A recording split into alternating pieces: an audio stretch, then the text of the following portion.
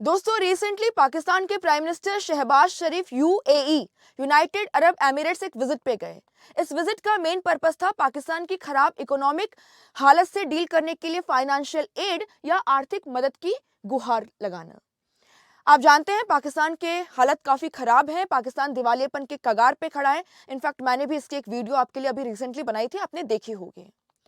पाकिस्तान को इस विजिट से यूएई से फाइनेंशियल एड तो मिल गया $3 बिलियन का, जो काफी सही रकम है। लेकिन इस बायलैटरल विजिट में जिस चीज ने सबका ध्यान खींचा वो था कि जो जॉइंट स्टेटमेंट आया इस विजिट के बाद में, उसमें कहीं भी कश्मीर का जिक्र नहीं हुआ। आप यहाँ पे दैनिक जागरण की एक हेडलाइन को देख सकते हैं, जनवरी 14 की है।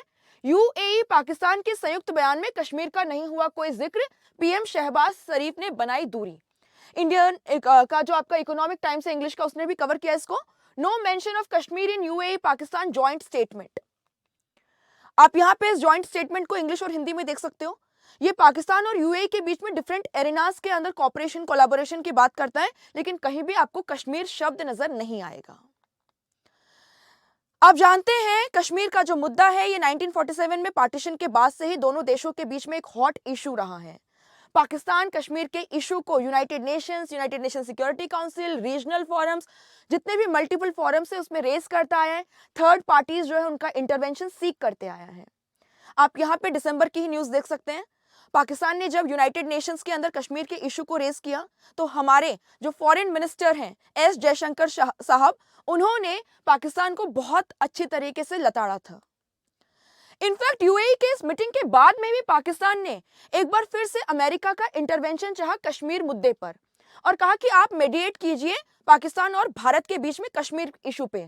पाकिस्तान ने फिर अलापा कश्मीर पर मध्यस्थता का राग अमेरिका को तीसरे पक्ष के तौर पर हस्तक्षेप करने को कहा। ये जो यूएई की विजिट के दौरान हुआ ये थोड़ा सा अनयूजुअल था, है ना। विश्वास नहीं होता कि कश्मीर का कहीं पे भी कोई जिक्र नहीं हुआ। इनफैक्ट इस मीटिंग के बाद में पाकिस्तान के पीएम के जो आव भाव थे वो काफी बदले हुए नजर आ रहे थे। वो कह रहे थे कि हमने इंडिया के साथ में 3 वॉर लड़े, कश्मीर के इशू को लेके 2 वॉर हुए, इससे हमें बहुत नुकसान हुआ। इकोनॉमिकली भी हमारे यहाँ पे हालत काफी खराब है, हम पॉवर्टीज को डील कर रहे हैं, अनएम्प्लॉयमेंट को डील कर रहे हैं।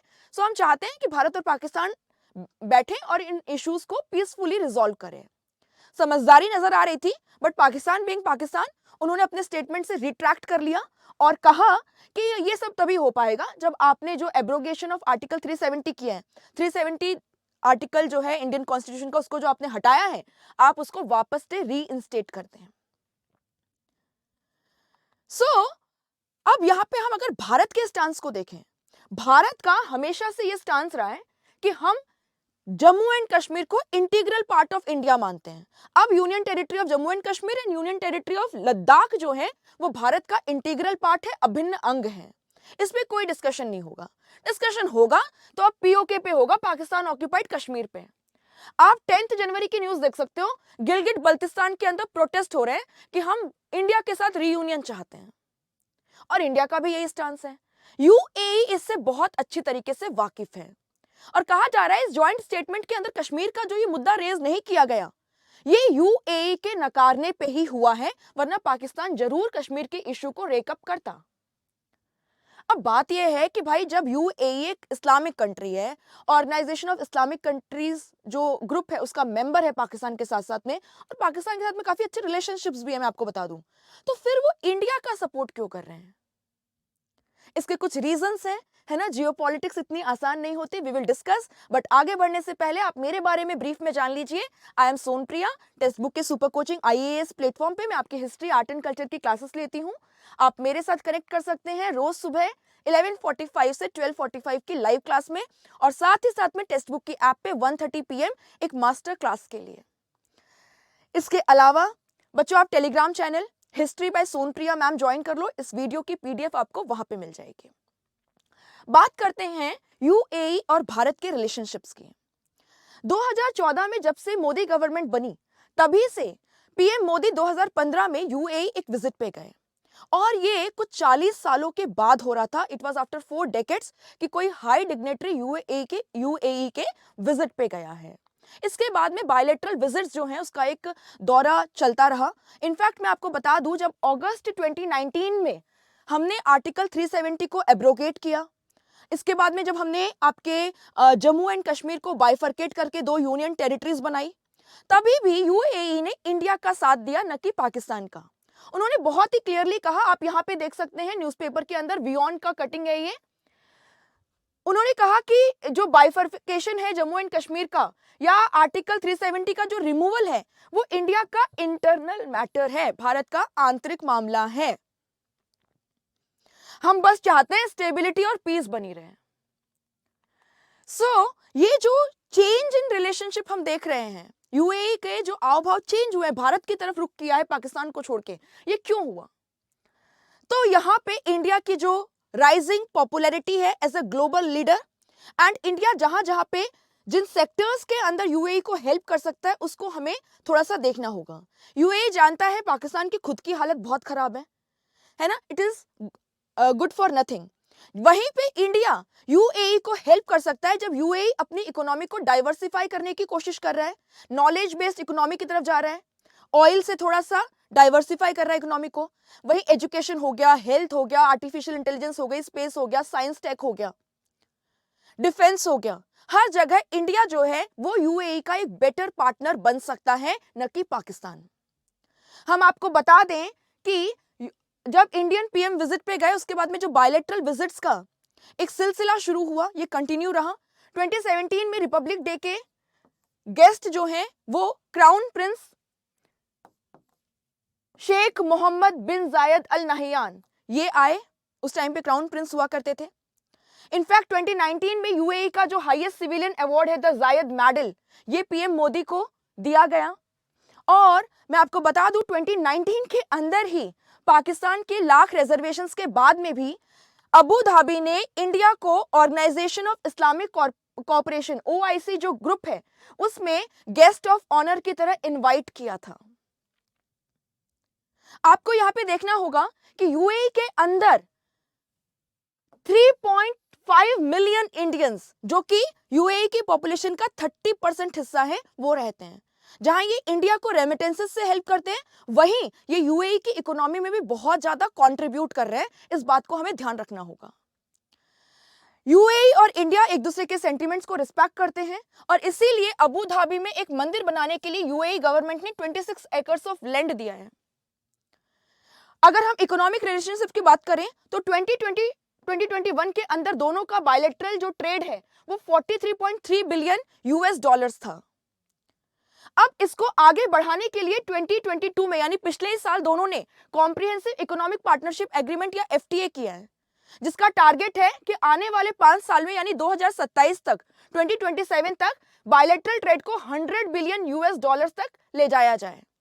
यूएई हमारा 3rd लार्जेस्ट ट्रेडिंग पार्टनर है यूएस और चाइना के बाद में।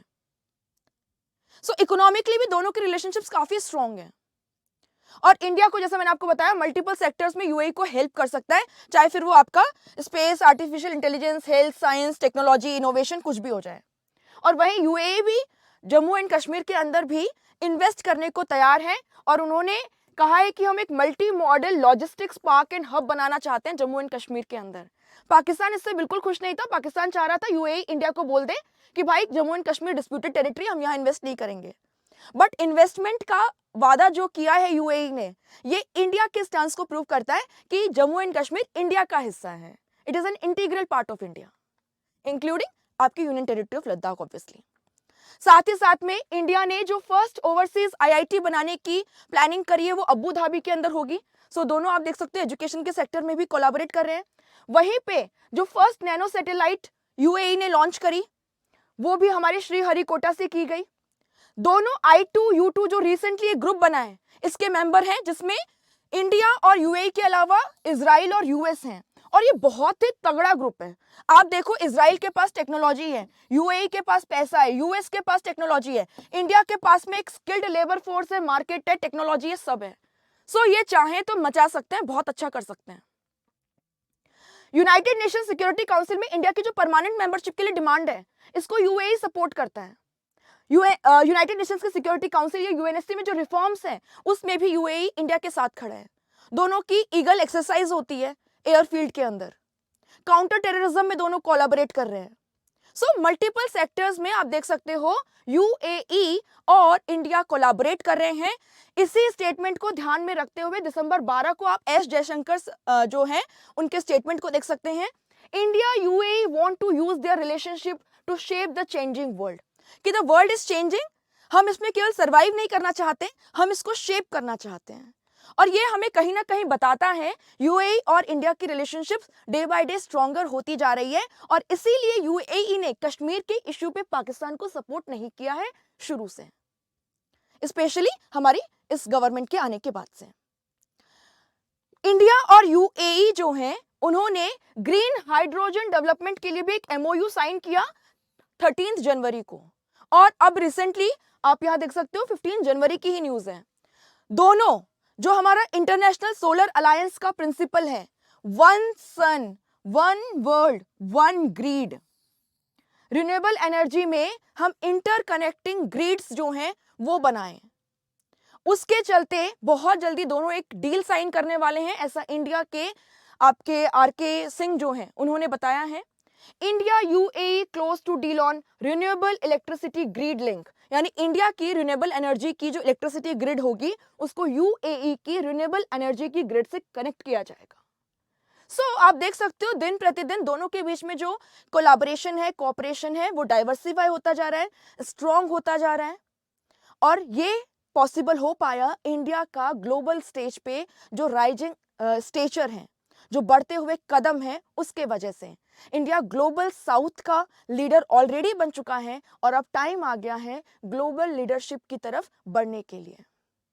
यूएई ने जो रिसेंटली ग्लोबल साउथ समिट की गई वहां पे भी वो आए थे इंडिया के इनविटेशन पे। सो आई होप आपको पूरा मुद्दा समझ में आया होगा कि कश्मीर इशू पे यूएई ने पाकिस्तान की जगह पे इंडिया को क्यों सपोर्ट किया।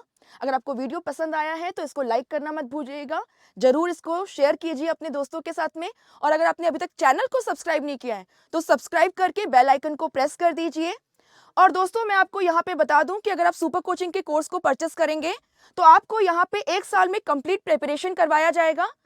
आपका जो कोर्स फी है वो है 29,999।